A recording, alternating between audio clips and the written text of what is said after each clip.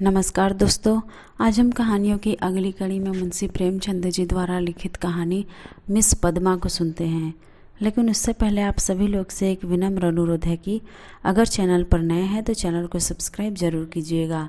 कहानी अच्छी लगे तो लाइक शेयर कमेंट ज़रूर कीजिएगा। तो चलिए शुरू करते हैं कहानी मिस पद्मा। कानून में अच्छी सफलता प्राप्त कर लेने के बाद मिस पद्मा को एक नया अनुभव हुआ।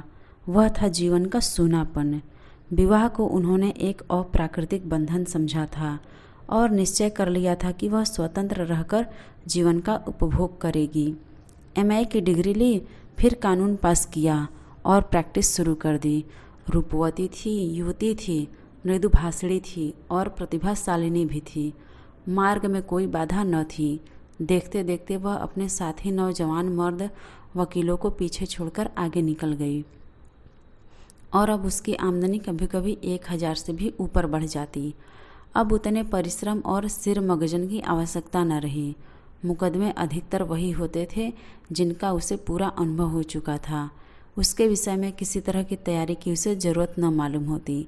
अपनी शक्तियों पर कुछ विश्वास भी हो गया था। कानून में कैसे विजय मिला करती है, इसके कुछ लटके भी उसे मालूम हो गए थे। इसलिए उसे अब बहुत अवकाश मिलता था और इससे वह किस्से कहानियाँ पढ़ने, सैर करने, सिनेमा देखने, मिलने मिलाने में खर्च करती थी। जीवन को सुखी बनाने के लिए किसी व्यसन की ज़रूरत को वह खूब समझती थी। उसने फूल और पौधे लगाने का व्यसन पाल लिया था। तरह तरह के बीज और पौधे मंगाती और उन्हें उगते बढ़ते फलते फूलते देखकर खुश होती। मगर जीवन में सोनेपन का अनुभव होता रहता था। यह बात न थी कि उसे पुरुषों से विरक्ति हो, नहीं, उसके प्रेमियों की कमी न थी। अगर उसके पास केवल रूप और यौवन होता तो भी उपासकों का अभाव न रहता। मगर यहाँ तो रूप और यौवन के साथ धन भी था। फिर रसिक वृंद क्यों चूक जाते। पद्मा को विलास से घृणा थी नहीं, घृणा थी पराधीनता से, विवाह को जीवन का व्यवसाय बनाने से। जब स्वतंत्र रहकर भोग विलास का आनंद उठाया जा सकता है तो फिर क्यों न उड़ाया जाए। भोग में उसे कोई नैतिक बाधा न थी। इसे केवल देह की एक भूख समझती थी। इस भूख को किसी साफ सुथरे दुकान से भी शांत किया जा सकता है और पद्मा को साफ सुथरे दुकान की हमेशा तलाश रहती थी। ग्राहक दुकान में वही चीज़ लेता है जो उसे पसंद आती है। पद्मा भी वही चीज़ चाहती थी। यूँ उसके कई दर्जनों आशिक थे, कई वकील, कई प्रोफेसर, कई डॉक्टर और कई रईस। मगर ये सब के सब अय्याश थे, बेफिक्र, केवल भौरे की तरह रस लेकर उड़ जाने वाले। ऐसा एक भी न था जिस पर वह विश्वास कर सकती। अब उसे मालूम हुआ कि उसका मन केवल भोग नहीं चाहता, कुछ और भी चाहता है। वह चीज़ क्या थी? पूरा आत्मसमर्पण, और यह उसे न मिलता था। उसके प्रेमियों में एक मिस्टर प्रसाद था, बड़ा ही रूपवान और धुरंधर विद्वान। एक कॉलेज में प्रोफेसर था।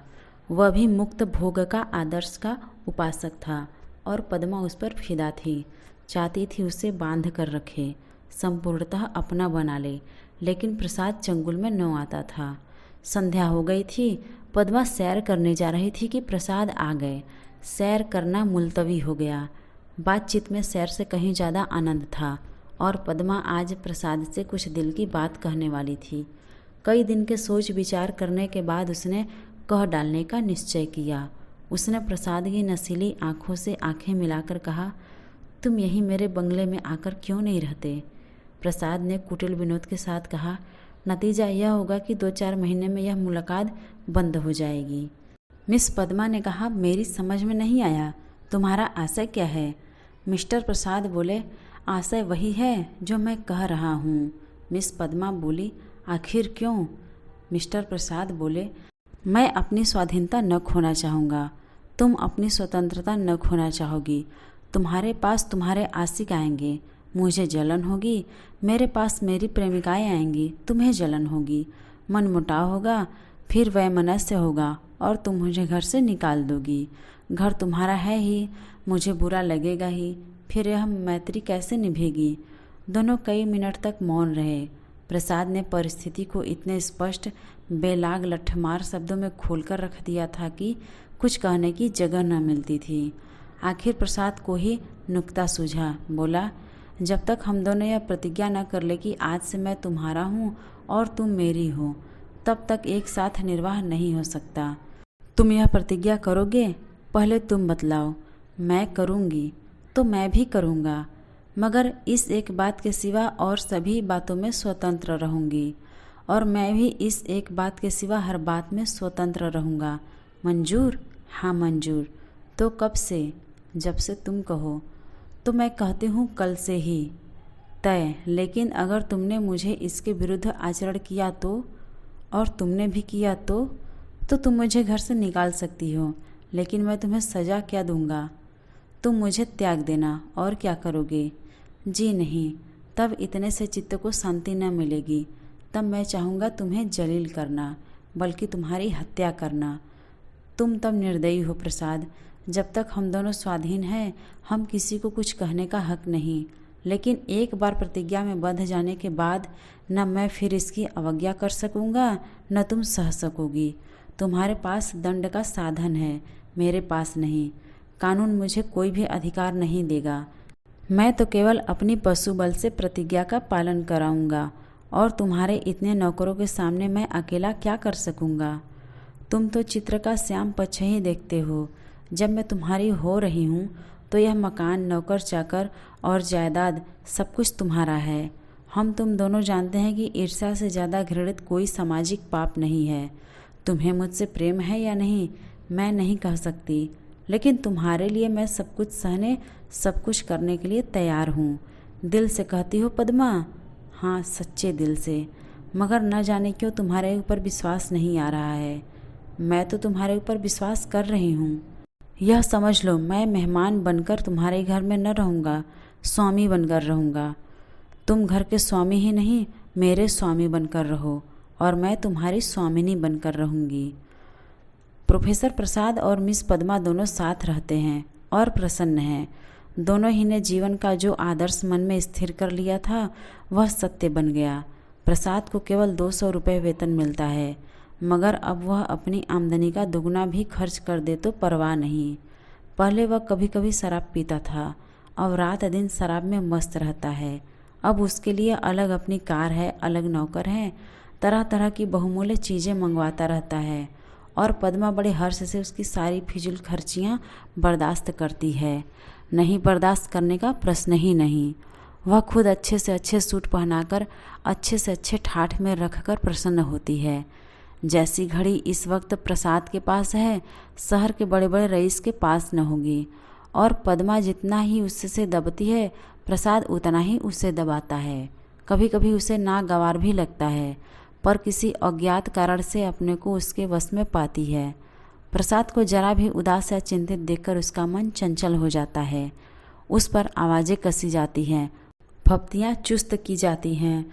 जो उसके पुराने प्रेमी हैं वे उसे जलाने और कुढ़ाने का प्रयास भी करते हैं, पर वह प्रसाद के पास आते ही सब कुछ भूल जाती है। प्रसाद ने उस पर पूरा आधिपत्य पा लिया है, और उसे इसका ज्ञान पद्मा को उसने बारीक आँखों से पढ़ा है, और उसका शासन अच्छी तरह पा गया है। मगर जैसे राजनीति के क्षेत्र में अधिकार दुरुपयोग की ओर जाता है, उसी तरह प्रेम के क्षेत्र में भी वह दुरुपयोग की ओर ही जाता है, और जो कमज़ोर है उसे तावान देना पड़ता है। आत्माभिमानी पद्मा अब प्रसाद की लौंडी थी, और प्रसाद उसकी दुर्बलता का फायदा उठाने से क्यों चूकता। उसने कील की पतली नोक चुभा ली थी, और बड़ी कुशलता से उत्तरोत्तर उसे अंदर ठोकता जाता था।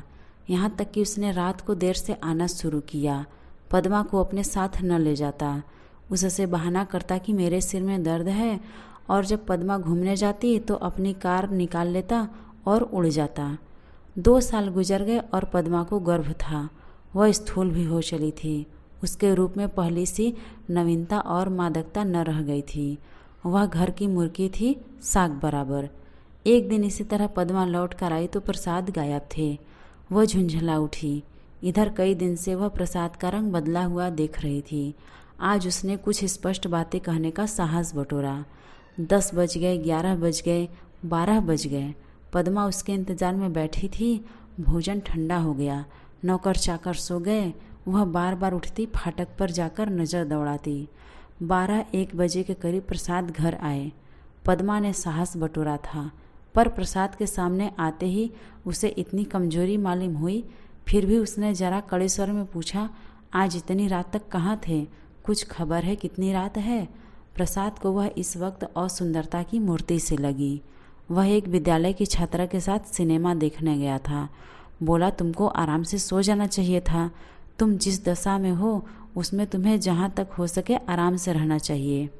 पद्मा का साहस कुछ प्रबल हुआ और दोनों में तू मैं छिड़ गई। पद्मा बोली, तुमसे पूछती हूँ, उसका जवाब दो। मुझे जहन्नुम में भेजो तो तुम भी मुझे जहन्नुम में जाने दो। तुम मेरे साथ दगा कर रहे हो, यह मैं साफ देख रही हूँ। तुम्हारी आंखों की ज्योति कुछ बढ़ गई होगी। मैं इधर कई दिनों से तुम्हारा मिजाज कुछ बदला हुआ देख रही हूँ। मैं तुम्हारे साथ अपने को बेचा नहीं है। अगर तुम्हारा जी मुझसे भर गया हो तो मैं आज जाने को तैयार हूँ। तुम जाने की धमकी क्या देते हो? यहाँ तुमने आकर कोई बड़ा त्याग नहीं किया है। मैंने त्याग नहीं किया है, तुम यह कहने का साहस कर रही हो। मैं देखता हूँ तुम्हारा मिजाज बिगड़ रहा है। तुम समझती हो मैंने इसे अपंग कर दिया, मगर मैं इसी वक्त तुम्हें ठोकर मारने को तैयार हूँ। इसी वक्त। पद्मा का साहस जैसे बुझ गया था। प्रसाद अपना ट्रंक संभाल रहा था। पद्मा ने दीन भाव से कहा, मैंने तो ऐसी कोई बात नहीं कही जो तुम इतना बिगड़ उठे। मैं तो केवल तुमसे इतना पूछ रही हूँ कि कहाँ थे। क्या मुझे इतना भी अधिकार नहीं देना चाहते? मैं कभी तुम्हारी इच्छा के विरुद्ध कोई काम नहीं करती और तुम मुझे बात बात पर डांटते रहते हो। तुम्हें मुझ पर जरा भी दया नहीं आती? मुझे तुमसे तो कुछ भी सहानुभूति मिलनी चाहिए। मैं तुम्हारे लिए क्या कुछ करने को तैयार नहीं हूँ, और आज जो मेरी दशा हो गई है तो तुम मुझसे आंखें फेर लेते हो। उसका कंठ रुध गया और मेज पर सिर रखकर फूट फूट कर रोने लगी। प्रसाद ने पूरी विजय पाई। पद्मा के लिए मातृत्व का अब बड़ा ही अप्रिय प्रसंग था। उस पर चिंता मंडराती रहती। कभी कभी वह भय से काँप उठती और पछताती। प्रसाद की निरंकुशता दिन पर दिन बढ़ती जाती थी। क्या करे क्या न करे, गर्भ पूरा हो गया था। वह कोर्ट न जाती थी, दिन भर अकेली बैठी रहती थी। प्रसाद संध्या समय आते, चाय वाय पीकर फिर उड़ जाते तो 11-12 बजे से पहले न लौटते। वह कहाँ जाते हैं यह भी उससे छिपा न था। प्रसाद को तो जैसे उसकी सूरत से नफरत थी। पूर्ण गर्भ, पीला मुख, चिंतित, सशंक, उदास, फिर भी वह प्रसाद को श्रृंगार और आभूषणों से बांधने की चेष्टा से बाज नवाती थी। मगर वह जितना ही प्रयास करती उतना ही प्रसाद का मन उसकी ओर से फिरता था। इस अवस्था में श्रृंगार उसे और भी भद्दा लगता। प्रसव वेदना हो रही थी। प्रसाद का पता नहीं। नर्स मौजूद थी, लेडी डॉक्टर मौजूद थी, मगर प्रसाद का न रहना पद्मा की प्रसव वेदना को और भी दारुण बना रहा था। बालक को गोद में देखकर उसका कलेजा फूल उठा, मगर फिर प्रसाद को सामने न पाकर उसने बालक की ओर से मुंह फेर लिया। मीठे फल में जैसे कीड़े पड़ गए हों। 5 दिन सौरगृह में काटने के बाद जैसे पद्मा जेल खाने से निकली, नंगी तलवार बनी हुई। माता बनकर वह अपने में एक अद्भुत शक्ति का अनुभव कर रही थी। उसने चपरासी को चेक देकर बैंक भेजा। प्रसव संबंधी कई बिल अदा करने थे। चपरासी खाली हाथ लौट आया। पद्मा ने पूछा, रुपए? बैंक बाबू ने कहा, रुपए प्रसाद बाबू निकाल ले गए। पद्मा को गोली लग गई। 20,000 रुपये प्राणों की तरह संचित कर रखे थे इसी शिशु के लिए। हाय, शौर से निकलने पर मालूम हुआ प्रसाद विद्यालय की एक बालिका को लेकर इंग्लैंड की सैर करने चले गए। झल्लाई हुई घर में आई, प्रसाद की तस्वीर उठाकर जमीन पर पटक दी और उसे पैरों से कुचला। उसका जितना सामान था उसे जमा करके दिया सलाई लगा दी और उसके नाम पर थूक दिया। 1 महीना बीत गया था। पद्मा अपने बंगले के फाटक पर शिशु को गोद में लिए खड़ी थी। उसका क्रोध अब शोकमय निराशा बन चुका था। बालक पर कभी दया आती, कभी प्यार आता और कभी घृणा होती। उसने सड़क पर देखा, एक यूरोपियन लेडी अपने पति के साथ अपने बालक को गाड़ी में बिठाए लिए चली जा रही थी। उसने हसरत भरी आंखों से उस खुशनसीब जोड़े को देखा और उसकी आंखें सजल हो गई। तो आज की ये मुंशी प्रेमचंद जी द्वारा लिखित कहानी मिस पद्मा आपको कैसी लगी, कमेंट करके ज़रूर बताइएगा और अगर चैनल पर नए हैं तो चैनल को सब्सक्राइब ज़रूर कीजिएगा और अपने दोस्तों को भी शेयर कीजिएगा।